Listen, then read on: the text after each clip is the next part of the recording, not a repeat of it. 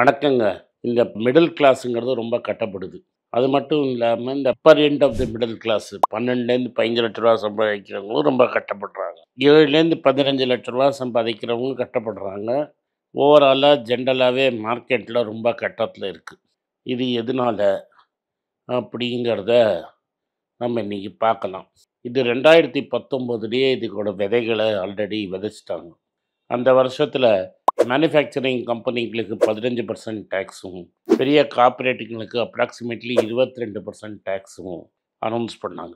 இதனால 1,45,000 கோடி சென்ட்ரல் கவர்மெண்ட்டுக்கு நஷ்டம். முதல் வருஷம் ரிசர்வ் பேங்க்ல இருக்கிற எமர்ஜென்சி கேஷ எடுத்துட்டாங்க.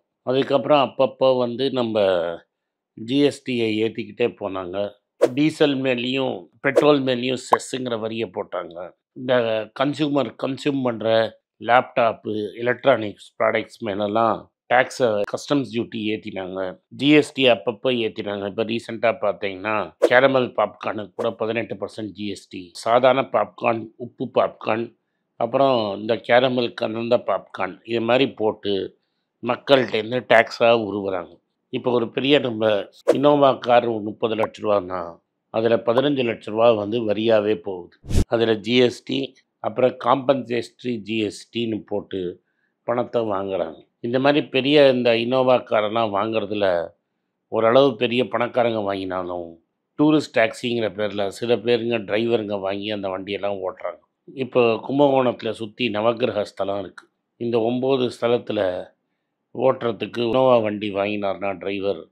30,00,000 கிட்ட வாங்கினார்னா ரூ. 23,00,000 லோன்ல போடுவார். இந்த லோன் ரேட்டும் ஹை. ஏன்னா அவங்களுக்கு பேங்க்கெல்லாம் லோன் கொடுக்க மாட்டாங்க. என்பிஎஃப்சிட்ட வாங்கி கடனும் ஜாஸ்தியா தான் வாங்கணும். இன்ட்ரெஸ்ட் ரேட்டும் ஏறணும். ஏறி இருக்கு, ஏத்தின்னே போகுது. பெட்ரோல்லையும் அவருக்கு வரி ஜாஸ்தி. அண்ட் இப்போ என்னடான்னா எவனும் டூருக்கே வெளில வர மாட்டேங்கிறான்.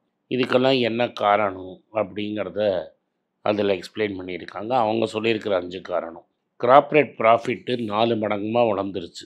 ஆனால் சம்பளம் 4 மடங்கெல்லாம் ஏறலை. ஆக்சுவலி சம்பளம் வந்து ரொம்ப குறைவா வருஷத்துக்கு 0லேருந்து 5% தான் ஏற்றியிருக்கிறாங்க.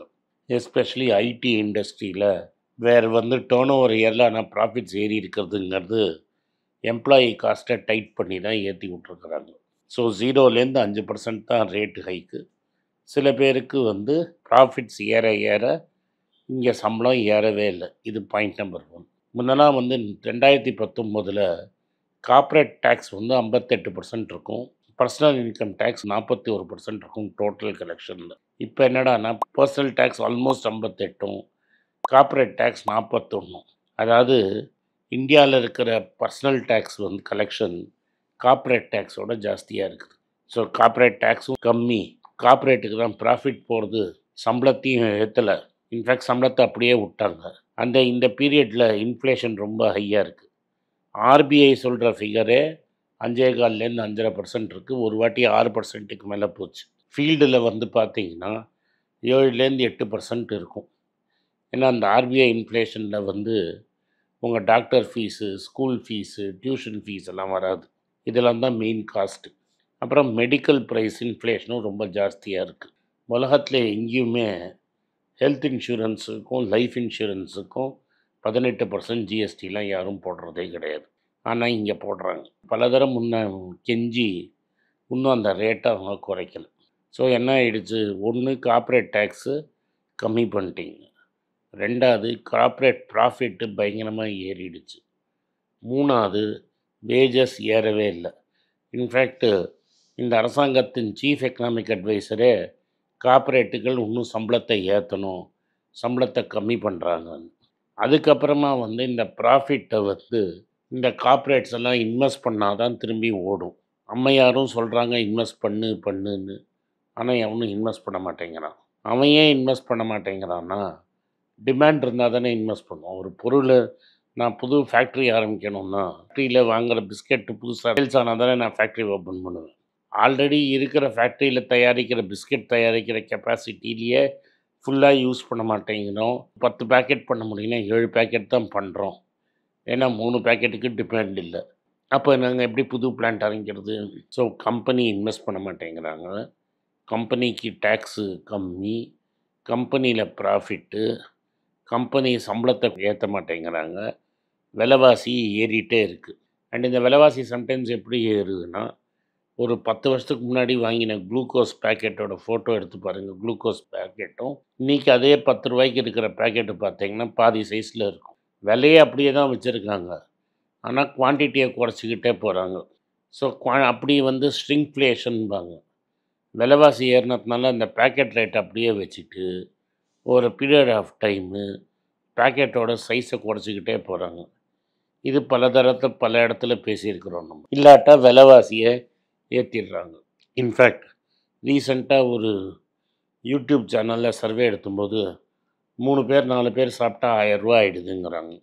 அப்போது வெளில போய் ஒரு ஹோட்டலில் சாப்பிட முடியலன்னா எப்படி அந்த ஹோட்டல் பிஸ்னஸ் பண்ணுவான், அந்த ஹோட்டலை நம்பி இருக்கிறவன் எப்படி இருப்பாங்கிறது ஒன்று. இப்போ பல தியேட்டரில் ஆட்களே போடுறது கிடையாது. இது கிராமத்தில் இருக்கிற தியேட்டரில் நல்லா இல்லை, மெயின்டெனன்ஸ் நல்லா இல்லை, அதனால போலங்கிறது வேறு. இப்போ எந்த தியேட்டருக்குமே ஆள் போடுறது கிடையாது. ஏன்னா ஒரு 4 பேர் தியேட்டருக்கு போனால் 2000 ரூபா செலவாயிடுது. இது மாதிரி விலைவாசி ஒரு ப்ராப்ளம். அப்புறம் இப்போ என்ன ஆகிடுதுன்னா அட்ரிஷன்னு சொல்கிறாங்க. அட்ரிஷன்னா நான் வேலையை விட்டு வாலண்டியராக வெளில விட்டு போயிடுறேன்னு வச்சுக்கோங்க. நீங்கள் ஒரு ஆள் போயிட்டா ஒரு ஆளை வேலைக்கு எடுக்கணும். ஐடி கம்பெனியில் அப்பா நீ போனியா ரொம்ப நன்றி, அதுக்கு பதிலாக ஆளே எடுக்கிறது கிடையாது. அதனால் என்ன ஆகுதுன்னா நம்பர் ஆஃப் பீப்புள் ரெடியூஸ் ஆகிட்டே போகிறாங்க. சில பேங்க்கில் என்ன பண்ணுறாங்கன்னா ஒரு 30-40 லட்ச ரூபாவில் இருக்கிறவன் வேலையை விட்டு போயிட்டான்னா, 40 லட்ச ரூபாய்க்கு ஒரு ஆள் வேலையை விட்டான்னா 2 பேர் 10-10 லட்ச ரூபாய்க்கு போட்டு அந்த வேலையை பார்த்துக்கிறாங்க. ஸோ 2 பேர் போட்டாலும் சம்பளம் 20 லட்ச ரூபா, ஆள் வெளில போனவன் 40 லட்ச ரூபா. ஸோ என்ன ஆகுதுன்னா வேலையை விட்டு போகிறவங்கெல்லாம் காஸ்ட்லியாக இருக்காங்க, எடுக்கிறவங்கள கம்மி சம்பளத்தில் எடுத்து காஸ்ட் சேவிங்ஸ் பண்ணுறாங்க. ஸோ ஆக மொத்தம் என்ன ஆகுதுன்னா வேலை வாய்ப்பு இல்லை. ஸோ வேலை வாய்ப்பும் இல்லை அப்படின்னு ஆயிடுச்சு. இப்போ பைஜூஸ் இழுத்து மூடிட்டான்.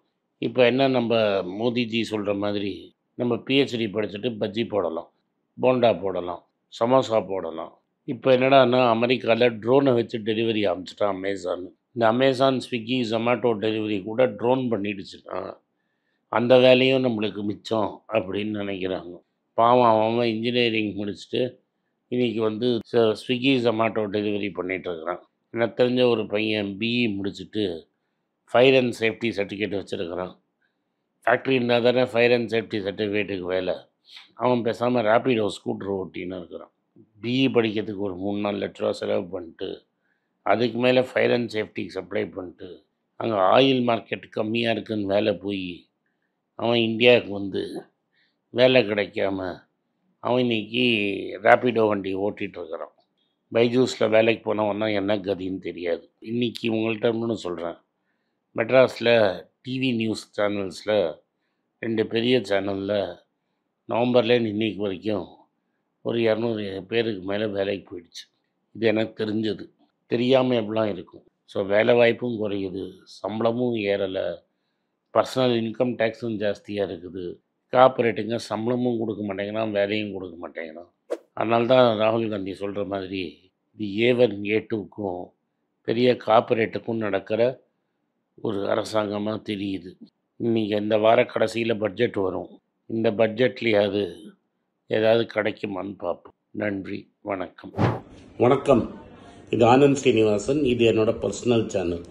மணிப்பேச்சுக்கு தனியாக ஒரு சேனல் இருக்குது, அது டெலிகிராஃப் சேனல். இது என்னோடய பர்சனல் சேனல். நான் என்ன நினைக்கிறேன், நான் தத்துவ பேச்சை பற்றி என்ன பேசுகிறேன், நான் பொருளாதாரத்தை பற்றி என்ன நினைக்கிறேன், ஜென்ரல் பொருளாதாரத்தை பற்றி நினைக்கிறேன், என் ஐடியாலஜியை பற்றி நான் என்ன நினைக்கிறேன், என்னோடய ஃபிலாசபி, என்னோடய நம்பிக்கை, ரமண மகரிஷி, சார்லி மங்கர் பற்றிலாம் என்ன நினைக்கிறேன்னு இதில் பேசுவேன். இதில் வீடியோ அப்டேட் அப்பப்போ வரும். நீங்கள் சப்ஸ்கிரைப் பண்ணிங்கன்னா என்ன நீங்கள் பர்சனலாக ஃபாலோ பண்ணுறீங்க. இது மணிப்பேச்சு இல்லை, இது இன்வெஸ்ட்மெண்ட் இல்லை. உங்களுக்கெல்லாம் தெரியும், ரீசெண்டாக மீடியாவில் பார்த்துருப்பீங்க, ஏன்னா தமிழ்நாடு காங்கிரஸ் கமிட்டி ஊடக பிரிவு தலைவராக அப்பாயிண்ட் பண்ணியிருக்காங்க.